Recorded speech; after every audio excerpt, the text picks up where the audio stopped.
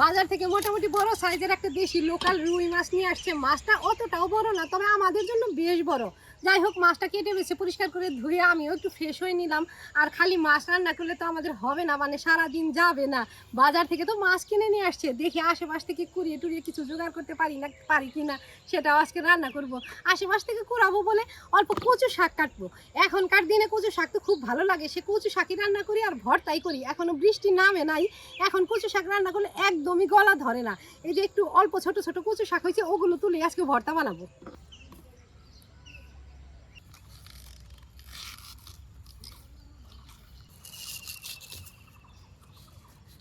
কচু শাক রান্না করলে তো বেশি লাগে, তবে ভর্তা বানালে ঝাল ঝাল করে ভর্তা বানালে অল্পতেও হয়, তবে একটু বেশি অল্প হয়ে গেছে। আর এতটুকু হলেই হবে। রসুন দিয়ে একেবারে ঝাল ঝাল করে ভর্তা বানাবো। যাই দেখি আর কয়েকটা পাই কিনা।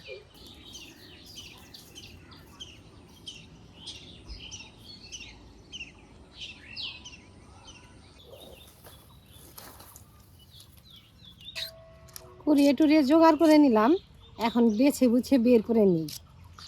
এই এখন তো দেখা যাচ্ছে অতটুকু থাকবে না, বাঁচতে বাঁচতে অল্প হয়ে যাবে। বালতিতে রাখি, এখান থেকে ধুয়ে ধুয়ে কড়াইতে দেবো।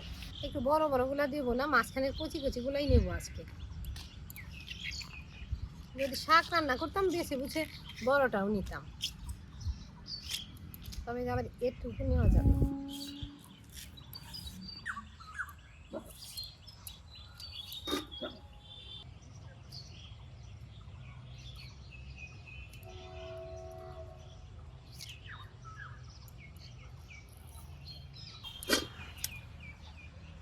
আজকে রান্নার জন্য এই কয় পিস নিছি। মাছের উপরে নুন হলুদ ছড়িয়ে দিলাম, ওদিকে উনানও জ্বালিয়ে দিচ্ছি, কড়াইটা বসিয়ে দিই। এখন তো ঘরে কোনো সবজি এনে রেখে শান্তি নাই, এক মুহূর্তে শুটা হয়ে যায়। আসলে বাজারে থাকাকালীনও মনে হয় শুটা হয়, খালি জল মারে আর বিক্রি করে।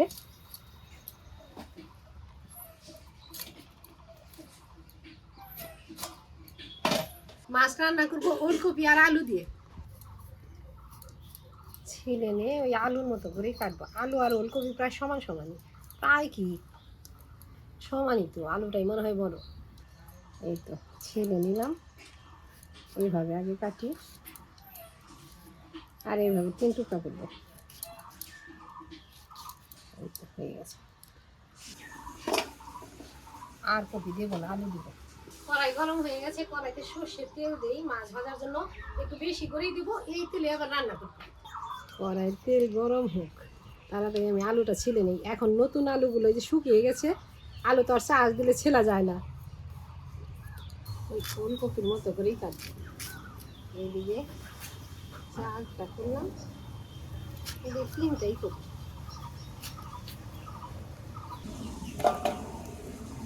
মাছের ঝোলে আর বেশি সবজি দেবো না। আজকে বাড়িতে যে একটা প্রিয় জিনিস রান্না হচ্ছে, মাছের ঝোল আজকে আর উঠবে না বেশি হলে।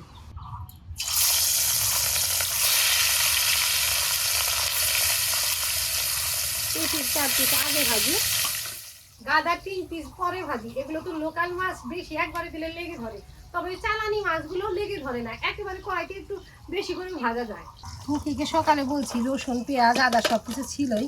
আদা কত ছিলছে, মাছের মধ্যে এমনিতে বেশি আদা লাগেই না, তারপর আদা অনেকটুকু ছিলছে, দেবো না অতটুকু। জল ঢেলে দিলাম, রসুনের কোয়াগুলো কচু শাকে দেবো। মাছের ঝোলের জন্য মশলাটা বেটে নেই, এখানে আদা পেঁয়াজ আর কাঁচা লঙ্কা একসাথেই বাটবো। আদাটুকু থেতলে নিই।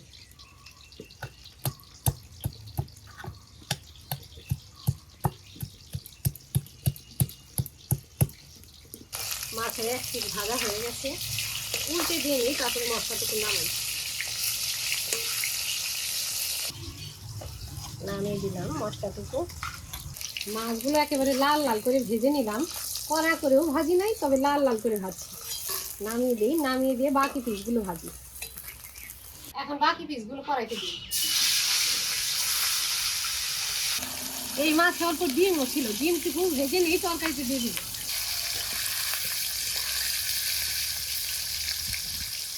ফোড়নের পেঁয়াজটুকু তুলে নিই।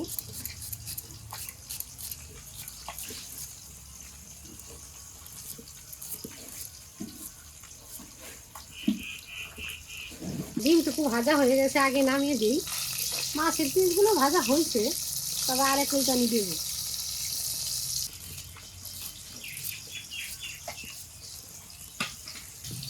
মাছের পিসগুলো নামিয়ে দিলাম। এই তেলে ফোড়নে দেবো আগে জিরে, তারপরে দেবো পেঁয়াজ কুচি। জিরেটা দিলাম, পেঁয়াজ কুচি দিই। পেঁয়াজগুলো হালকা ভেজে নিলাম, এর উপরে সবজি দিই আগে।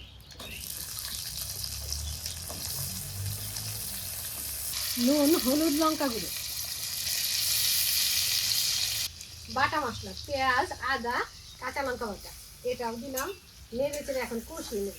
অল্প একটু জল দিলাম, এখন ভালোভাবে কষিয়ে নেব। পাটাতে জিরে নিলাম, জিরেটা বেটে দেব।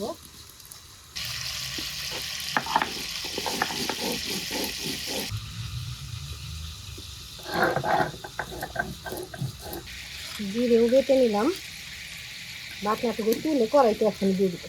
জিরে বাটাও তরকারির উপরে দিয়ে দিলাম, কষিয়ে নেব, তারপরে ঝোলে জল দিব। এখন নেড়ে চেড়ে কষিয়ে নেব।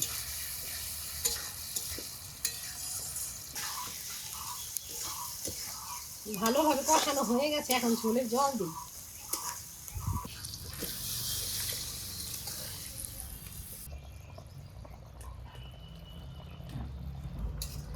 বলক এসে গেছে, আর এই যে কপি আলু সেদ্ধ হয়ে গেছে, এখনই ভাজা মাছ দেব।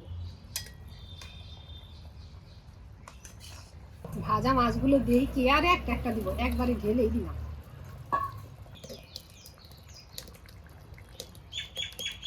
অল্প একটু সজের পাতা ছিঁড়ে ছড়িয়ে দিই। এটা কিন্তু ধনে পাতা না, এটা সজে পাতা। এটাতে বড়ই টড়ই মাখা করলেও খেতে ভালো লাগে।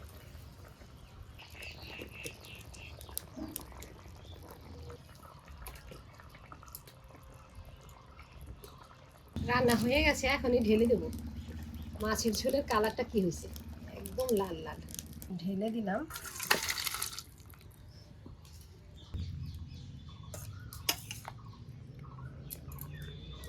কচু শাক করার জন্য আরেকটা কড়াই উনানে বসালাম। এখন এই যে ধুয়ে না শাকগুলো কড়াইতে দেবো। ভাবছিলাম তো প্রথমে ভর্তা করবো, ভর্তাই করবো, তারপরেও কুড়াতে কুড়াতে অল্প বেশি হয়ে গেছে। যাই হোক, এমন ভাবে রান্না করবো, ভর্তা শাক যাই বলি না কেন। শাকটা এখন কড়াইতে দেই, নুনে হালকা মজিয়ে নেব।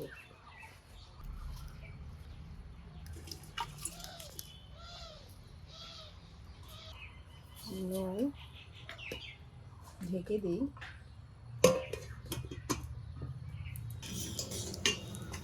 অনেকটা মজে গেছে, শাক তো মজে গেছে। এখন কাঁচা লঙ্কা আর রসুন দিয়ে দিব।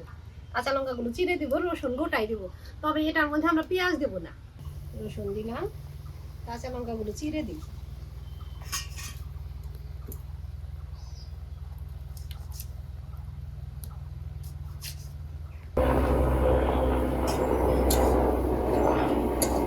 ঢেকে ঢেকে ভাপিয়ে নিলাম, একদম পোড়া পোড়া করে জল শুকিয়ে নিচ্ছি। এখন অল্প সর্ষের তেল ছড়িয়ে দিব।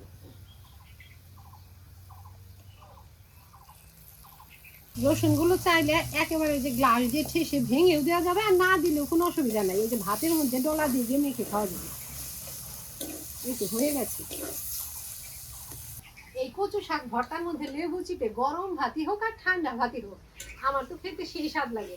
আর আমাদের বাড়ির সবাই সবাই বলতে যে খুকি খুকি বাবা খেতে খুব পছন্দ করে। লেবু না থাকলে তো ওই যে তেঁতুল, পুরান তেঁতুল ঘরে আছে, ওটা চটকে তারপরে খায়। কচু শাক ভর্তা নামিয়ে দিছি, লেবু কেটে নেই। একটা লেবুতে 3 টুকরা।